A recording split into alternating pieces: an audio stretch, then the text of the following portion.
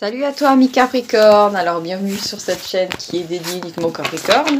Alors on va regarder ensemble ce qui va se passer encore lors de ton mois de juillet. Qu'est-ce qu'on a encore pour toi? Alors j'ai tiré l'étoile, rien que ça.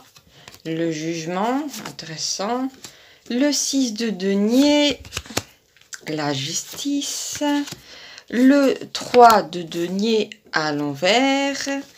Et on a le 6 de coupe. D'accord. Alors, ce qui me vient là tout de suite déjà, c'est... Alors, le 6 de denier, il est à l'envers. D'accord. Alors, pour moi, ça me fait penser à une histoire de dette. Et juste à côté, on a la justice. D'accord. Alors, pour moi, il y a des gens peut-être qui ont un petit peu malmené votre bonne étoile d'une certaine manière. Qu'ils ont un petit peu... disons que vous avez à un moment eu de la chance dans la vie, un petit peu de chance. Rien d'extraordinaire. Et ces gens-là sont venus se coller à vous un petit peu comme des parasites. Hein, pour un petit peu profiter de votre succès, d'accord? Ça me fait penser à une histoire de... Je sais pas, ça me vient comme ça, donc je vous en parle. En général, d'ailleurs, je me demande si c'est pas des canalisations, comme ça tombe, c'est vraiment incroyable. Là, j'ai le 3 de denier à l'envers. Donc, pour moi, il y a une relation peut-être de... il est possible que vous soyez tombé, par exemple, sur un éditeur. D'accord? Un éditeur qui, comment dire, vous a promis monts et merveilles. Et en fait...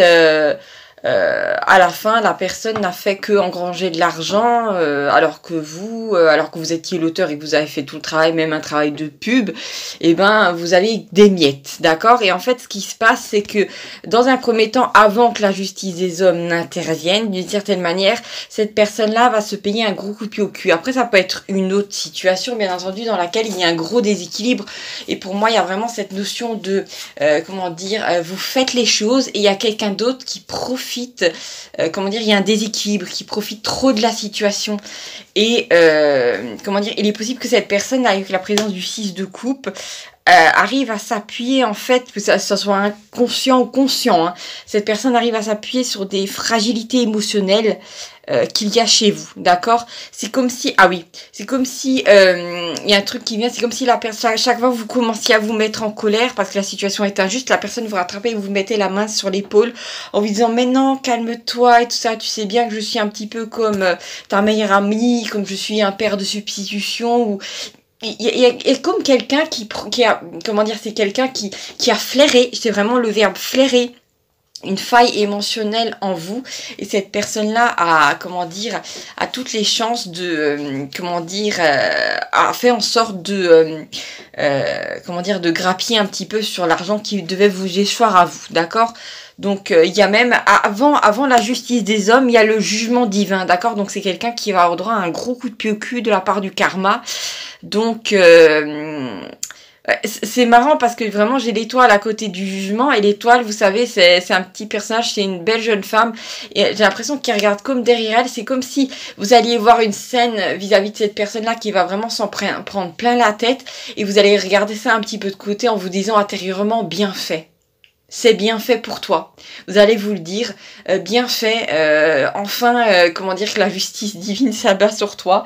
C'est comme si ces mots sortaient, comment dire, ils sortaient de votre tête un petit peu, mais vous n'allez pas les verbaliser parce qu'il y a comme cette idée que il faut pas se réjouir du malheur des autres, mais d'une certaine manière, oui, d'accord, c'est pas se réjouir du malheur des autres, sauf quand ils le méritent. Hein.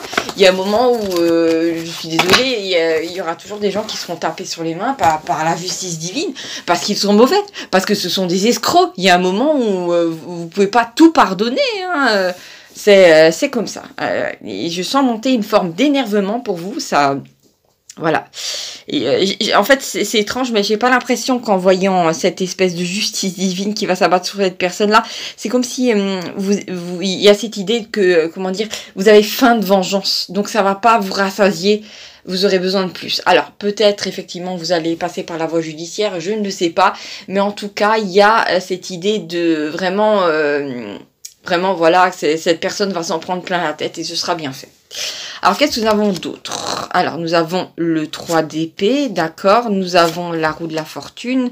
Nous avons la reine de la bâton. Nous avons le 9 de coupe. Nous avons le 10 d'épée. Et nous avons le 4 de bâton. D'accord? Alors, avec la présence de la roue de la fortune à l'envers à côté du 3 d'épée, pour moi, il y a cette idée de comment dire, la chance ne tournait pas en votre faveur parce que cette personne-là vous bloquait. Elle vous bloquait avec des manœuvres de séduction. Pas forcément séduction, comment dire, amoureuse, mais comment dire, c'est une forme de... C'est vraiment que cette personne jouait sur vos sentiments, hein, sur votre bon cœur, sur l'amitié que vous éprouviez peut-être pour cette personne-là. Et apparemment, pour moi, c'était... Alors, on a aussi le 9 de coupe en diagonale avec la roue de la fortune qui parle d'une rencontre fatale, c'est-à-dire fatale, préméditée par le destin, d'accord, dans le sens de fatalité. Et pour moi, c'est en fait quelque chose, c'est une étape par laquelle vous deviez passer. Vous deviez, en fait, avoir affaire dans la matière à une scène de cette hauteur-là, parce que, comment dire, il y avait des énergies qui se cachaient en vous et elles devaient se matérialiser comme ça. Ces énergies peut-être de culpabilité, comment dire, de dépendance affective. Vous deviez voir devant vos yeux cette scène-là se jouer. Je sais pas comment vous le dire. Par contre, après, avec la présence du 10 d'épée, pour moi, c'est vraiment que, comment dire, c'est la scène finale. Il y a un truc qui me vient comme ça vous arrivez à la fin de l'abus, d'accord? C'est-à-dire que c'est bizarre, hein, c'est une énergie assez dégueulasse. Hein. C'est une énergie c'est terrible, c'est une énergie de bonté et en même temps d'abus. Parce que, comment dire, vous êtes quelqu'un de bon et vous subissez un abus. Et c'est comme si c'est terrible, c'est comme si vous aviez senti ça depuis longtemps, mais que, comment dire, vous aviez pas l'audace comment dire, de vous rebeller parce qu'il y a cette énergie-là qui était contre vous et qui était beaucoup trop forte. Ouais, c'est comme avoir les deux dents d'un vampire plantées dans le cou, mais que le vampire est très séduisant. Vous voyez, je sais pas comment vous l'expliquer autrement. Avec la présence de la reine de bâton, pour moi, vous allez faire preuve de détermination. Vous allez vraiment, il y a un moment, vous allez avoir un sursaut et vous allez vous arracher le vampire du cou. Vous voyez ce que je veux dire? C'est vraiment métaphoriquement parlant, que ça soit de l'abus dans le cadre... Pour moi, ça me fait penser à un abus professionnel. Hein. Ouais, c'est quelqu'un qui n'est pas de votre famille. Alors, juste après le 10 d'épée, nous avons le 4 de bâton. Donc, pour moi, après, c'est la victoire, d'accord? C'est juste qu'il y avait, comment dire, vous aviez besoin, pour moi, c'est vraiment comme si vous étiez un peu paralysé. Un petit peu, vous savez, quand un moustique vous pique, vous sentez pas sur le coup la piqûre, d'accord? Et après, ça vous démange. Et là, c'est comme si vous étiez un petit peu dans une sorte de torpeur, vous arriviez pas trop à déterminer l'abus, mais ça sentait quand même l'abus. Et à un moment, vous vous réveillez violemment, vous dites non, hein, vous écrasez le moustique sur votre bras. Et là, c'est comment dire, vous vous dégagez de cette situation. C'est tout ce que Pardon, excusez-moi. Je suis vraiment dégueulasse. Voilà, vous dégagez de cette situation catastrophique. Et ça va vous faire vraiment un grand bien. Non, mais je vous vois vraiment d'un coup, là, sortir de votre torpeur et bondir. Hein? D'accord. Alors, qu'est-ce que nous avons d'autre? Alors, nous avons l'as de coupe, nous avons le monde, nous avons l'8 de coupe. D'accord, nous avons le 8 de bâton, nous avons le cavalier de bâton et nous avons la papesse, d'accord? Très intéressant, d'accord. Alors, j'ai le monde à côté de la papesse. Alors, ça peut parler d'un vœu qui va bientôt s'exaucer pour vous au mois de juillet, donc c'est pas mal. Et avec ça, c'est un peu clarifié par la présence du cavalier de bâton à côté de la papesse qui parle d'une bonne occasion, d'accord? Et là, on va essayer de clarifier cette bonne occasion. Elle concerne le domaine amoureux, je pense, vu qu'on a quand même, on a le monde à côté de l'as de coupe à l'endroit. Et là, ça me parle de charme, c'est-à-dire qu'au mois de juillet, votre charme va être magnétique, hein. J'allais dire, et vous allez attirer toutes les mouches. Non, vous allez aussi attirer des beaux papillons, ne vous inquiétez pas. D'accord. Et pour moi, effectivement, avec le 8 de coupe et la papesse, on parle de... Normalement, c'est une combinaison assez étrange qui parle de couvent. Mais moi, je le sens toujours en mode abstinence. En mode je sors et je sors pas et je vois personne. Mais là, c'est vraiment... Vous allez sortir de ça et vous allez draguer. Hein, d'accord. Et pour moi, ça arrive assez vite. Avec la présence de 8 de bâton, vous savez très bien que c'est une énergie assez rapide. Donc, quelques temps après que vous ayez regardé ce tirage-là, ça va se produire. Peut-être même dans la journée même.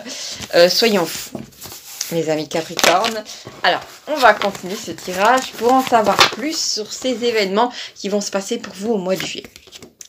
Bah, ça c'est un truc de fou. Je viens de Alors là, j'ai remélangé toutes les cartes et je viens de retomber sur l'as de coupe à l'endroit. Alors là, c'est un truc de fou. Ah, par contre, on a un empereur à l'envers. Nous avons le valet de denier. Nous avons de nouveau le 10 d'épée, mais ça c'est peut-être parce que vous allez clore un cycle dans lequel vous n'aviez pas accès à l'amour ou à quoi que ce soit. Et j'ai le 7 de bâton et j'ai le 2 d'épée à l'envers. Alors écoutez-moi bien là, parce que ça fait quand même penser un petit avertissement. Alors avec l'empereur à côté du 2 d'épée, normalement ça parle d'une agression subie par quelqu'un, hein, par un homme. J'ai l'empereur à l'envers qui est normalement une énergie assez machiste, ou pas très sympa à vivre, d'accord? Donc c'est quelqu'un d'assez dominant dans le sens... pas sympa du tout, quoique pour moi la domination n'est jamais sympa, parce que normalement on est censé pouvoir s'écouter, il n'y a jamais dans le couple quelqu'un qui doit dominer l'autre, j'ai toujours trouvé ça ridicule, mais bon, peu importe.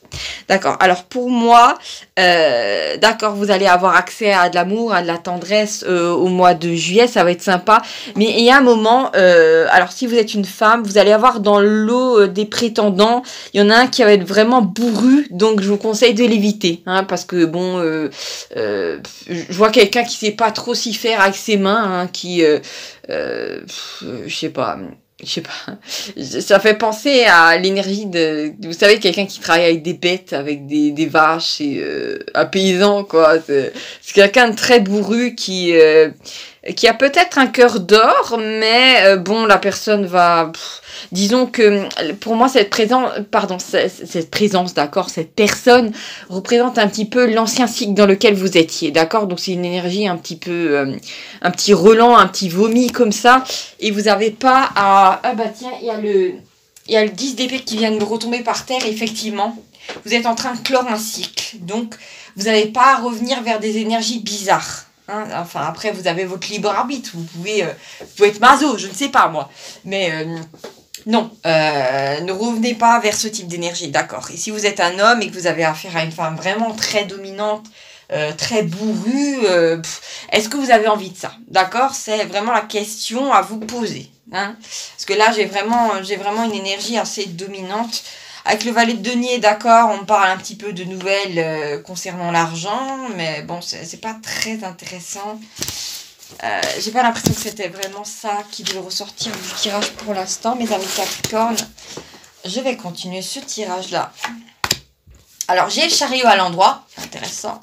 J'ai de nouveau l'étoile, et ben dis donc, vous êtes vraiment placés sur une bonne étoile, mes amis Capricorne, au mois de juillet. J'ai le cavalier de coupe. Ben là, il y a de nouveau de la romance dans l'air. J'ai la reine de coupe. Oh, alors là, ça monte d'un cran. Ça devient chaud bouillant parce que le cavalier de coupe à côté de la reine de coupe, ça me parle d'un amour passionné. Oh, bah regardez, on a de nouveau le 4 de bâton. D'accord, 4 de bâton, célébration et tout ça, super intéressant. Et là, j'ai le pape à l'envers. D'accord, très intéressant. Alors, là, il y a beaucoup d'informations, mes amis Capricorne. La présence de l'étoile à côté du pape me parle de beauté, de sagesse. C'est comme ça que les gens vont considérer au mois de juillet. On va vous dire, mince alors, qu'est-ce qu'il est beau, qu'est-ce qu'il est sage. Et ça va attirer des gens où on va dire, ah, qu'est-ce qu'elle est belle, qu'elle est sage. On dirait qu'elle a une auréole au-dessus de la tête. Ça va plaire aux gens, tout ça. Vous allez dégager ce petit charme. Avec la présence de l'étoile et du cavalier de coupe, soit vous êtes vous-même un artiste, c'est-à-dire que, je sais pas, vous faites de la peinture, de la danse, du chant, ou vous avez un petit nom pour ça et que vous allez charmer via ça, hein. Soit c'est... peut-être que j'ai une précision, vu que j'ai l'étoile en diagonale à côté de la reine de coupe, qui parle en général d'un chanteur, d'une chanteuse, d'accord? Donc, soit c'est vous qui avez la belle voix de rossignol, soit vous êtes approché par un rossignol, d'accord? C'est très mignon tout ça, et c'est très positif.